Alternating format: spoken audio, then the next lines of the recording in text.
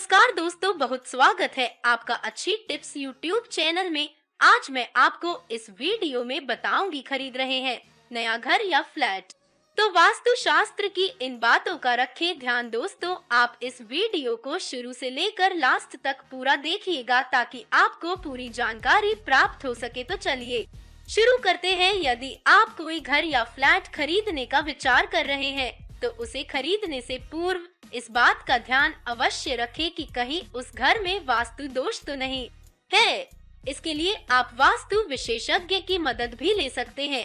दरअसल वास्तु दोष के कारण नए घर या फ्लैट आपके लिए समस्या पैदा कर सकते हैं।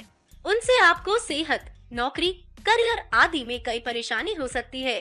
इस वजह से ही लोग जब घर या फ्लैट खरीदते हैं तो उसमें वास्तु के कुछ नियमों का विशेष ध्यान रखने की आवश्यकता है। घर या फ्लैट खरीदते समय वास्तु शास्त्र काफी महत्वपूर्ण माना जाता है। इन दिनों वास्तु पर विचार करना इसलिए भी महत्वपूर्ण है क्योंकि लेआउट दिशाओं में कभी-कभी वास्तु का अभाव होता है। दरअसल विशेष व्यक्ति वर्ग के बीच एक बुनियादी धारणा है कि अपार्टमेंट के लिए वास्तु पर विचार करने की आवश्यकता नहीं है, लेकिन वास्तविकता यह है कि किसी भी स्थान के लिए वास्तु का पालन किया जाना चाहिए, चाहे वह एक स्वतंत्र घर हो या एक फ्लैट। सार्वजनिक सुरक्षा के लिए कुछ दिशा निर्देश बनाए गए हैं। उदाहरण के लिए पूर्वमुखी घर में 2 द्वार होने चाहिए, एक को पूर्व दिशा के उत्तर कोने में और दूसरा द्वार पूर्व दिशा के दक्षिण कोने में या निर्देशों के अनुसार हो सकता है। दरअसल वास्तु दोष के कारण नए घर या फ्लैट आपके लिए समस्या पैदा कर सकते हैं। उनसे आपको सेहत, नौकरी, करियर आदि में कई परेशानी हो सकती है। इस वजह से ही लोग जब घर या फ्लैट खरीदते हैं तो उसमें वास्तु के कुछ नियमों का विशेष ध्यान रखने की आवश्यकता है। आइए जानते हैं कि नए घर या फ्लैट को खरीदते समय किन वास्तु नियमों को ध्यान में रखना चाहिए। मुख्य द्वार का रखें विशेष ध्यान। यदि आप एक अपार्टमेंट खरीद रहे हैं तो ब्लॉक के प्रवेश द्वार को उसका मुख्य द्वार माना जाएगा। प्रवेश द्वार उत्तर या उत्तर पूर्व में होना चाहिए। भवन के चारों ओर पर्याप्त खुली जगह होनी चाहिए। आपके घर या फ्लैट के मुख्य द्वार के ठीक सामने लिफ्ट, कोई दीवार या बड़ा पेड़ आदि न हो। यदि ऐसा है तो इससे वास्तु दोष उत्पन्न होता है।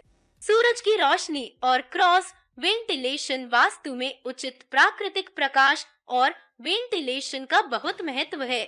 इसलिए सुनिश्चित करें कि घर में पर्याप्त धूप आ रही हो और घर में अच्छा क्रॉस वेंटिलेशन हो। इन दोनों दिशाओं में से किसी एक में खिड़कियों और बालकनी के साथ उत्तर या पूर्व की ओर वाला फ्लैट आदर्श माना जाता है। सुबह की धूप सकारात्मकता लाती है, जबकि दोपहर की अवरक्त किरणें स्वास्थ्य के लिए हानिकारक होती हैं। इसलिए यदि कोई खिड़की दक्षिण या पश्चिम में है तो यह वास्तु दोष के अंतर्गत आती है। ऐसा घर लेने से बचना चाहिए। फ्लैट या घर की दीवार दूसरे घर से जुड़ी ना हो। दक्षिण या दक्षिण पश्चिमी दीवार पर खिड़कियां आकार में छोटी होनी चाहिए। वास्तु के अनुसार घर में पड़ोसी के घर के साथ दीवार जुड़ी नहीं होनी चाहिए, क्योंकि इससे मिश्रित ऊर्जा पैदा होती है। इसलिए भवन के चारों तरफ खुली जगह छोड़नी चाहिए, क्योंकि उत्तर और पूर्व में सकारात्मक ऊर्जा का प्रभाव है। इसलिए भवन के उत्तर और पूर्व की ओर, दक्षिण और पश्चिम की ओर की तुलना में अधिक खुली जगह छोड़नी चाहिए।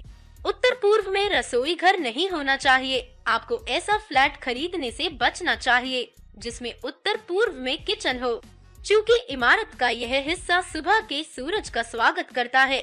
इसलिए यह रहने वाले कमरे या ध्यान कक्ष के लिए उपयुक्त है। दक्षिण पूर्व की दिशा रसोई के लिए आदर्श स्थान है। वाटर स्टोरेज टैंक की दिशा भी है जरूरी। बहुमंजिली इमारत में छत के उत्तर पूर्वी कोने में पानी की टंकी रखनी चाहिए। सुबह सुबह सूर्य की किरणें पराबैंगनी किरणों से भरपूर होती हैं, जो पानी को शुद्ध करने में मदद करती हैं। घर की छत पर प्लास्टिक की टंकी नहीं होनी चाहिए, और यदि हाँ तो वो गहरे रंग की होनी चाहिए।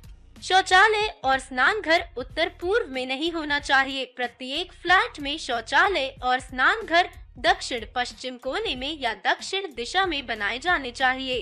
हवा की दिशा उत्तर पूर्व से दक्षिण पश्चिम की ओर होती है।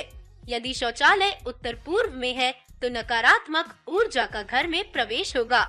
बच्चों के कमरे की दिशा वास्तु के अनुसार बच्चों का कमरा उत्तर पूर्व या उत्तर पश्चिम दिशा पर हो चाहिए।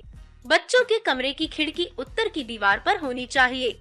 इससे कमरे में पर्याप्त प्राकृतिक प्रकाश आएगा। यदि बच्चों का कमरा उत्तर पूर्व या उत्तर पश्चिम दिशा पर होने से उनका मन पढ़ाई में लगा रहता है और ध्यान भी एकाग्र रहेगा। इस वीडियो को देखने के लिए आपका बहुत बहुत धन्यवाद दोस्तों। कृपया वीडियो को एक छोटा सा लाइक करें और हमारे चैनल को सब्सक्राइब करें।